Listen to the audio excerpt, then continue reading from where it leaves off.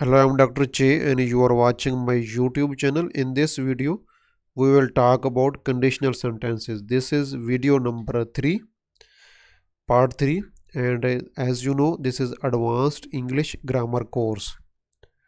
In this course, there are more than 27 common and important grammar topics, and we are ending the conditional sentences. Open playlist of my channel and watch complete course in order. Link is given below in the description box. Please subscribe to my channel. Look at the description box for updates and link to my Facebook groups. Like and comment to encourage me. Share with other students to help them, of course. And press bell icon and subscribe to get more courses on vocabulary, grammar, writing, speaking, listening, and reading also. We have covered in this video and first conditional, zero conditional, and second conditional. We are now at third conditional. Third conditional is used to talk about a hypothetical past, a past imagination, a hypothetical past. Remember, first conditional was for what? Future and something that was possible or likely, and second conditional was for future, something that is impossible or unlikely. And now third conditional is to talk about hypothetical past. Something happened in the past and now we wish it should have happened in different way or opposite way.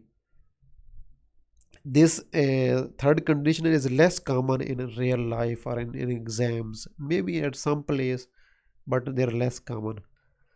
Examples: if I had learned the grammar properly, I would have passed the exam. If I had learned the grammar properly, I would have passed the exam. I could not study the grammar properly and with concentration, of course, that many students look for tips and tricks and at the end they fail. When the result was announced, I failed. Now I am saying that something opposite should have happened. I I have not learned grammar properly and I have failed. I have not passed. So I am now thinking about opposite. If I had learned the grammar properly, I would have passed the exam. Sentence structure is if plus past perfect. If plus past perfect with the if clause, and would have plus past participle with main clause. If I had learned the grammar properly, if I had learned the grammar properly, I would have passed the exam. If I had learned the grammar properly, I would have passed the exam. And the next is mixed conditional. They are self studies. You can study on their own. These are not very common also. Punctuation in conditional sentences. As you can see, almost in all sentences I used if clause at the start of a sentence. If you use a sentence in this form of sentence structure, we need to put comma to separate two clauses. If I were a millionaire, I would buy an airplane. So if we are using if at the start, so we need to put comma in the center to separate these two classes, these two clauses. If you don't worry, if you don't hurry, you will miss the train. So we are putting comma to separate these two clauses because if is used at the start.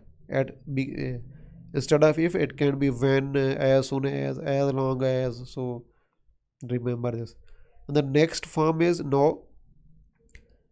We can also put if or any other alternative of if clause, if at the second place, if clause at the second place, in the second place of sentence.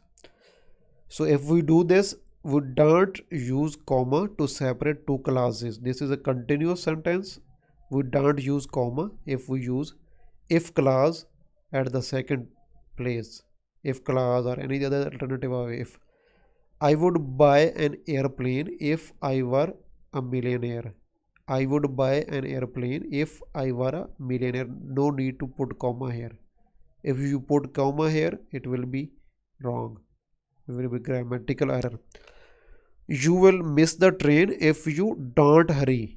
You will miss the train if you don't hurry. If you use if you don't hurry, then comma, you will miss the train. And if we use in this form, if you will miss the train if you don't hurry.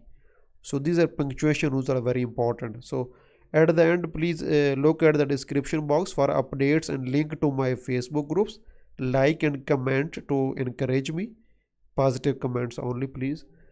Share to help other students, and subscribe and like to get more free courses on vocabulary, grammar, writing, speaking, listening, and reading also. Thank you very much.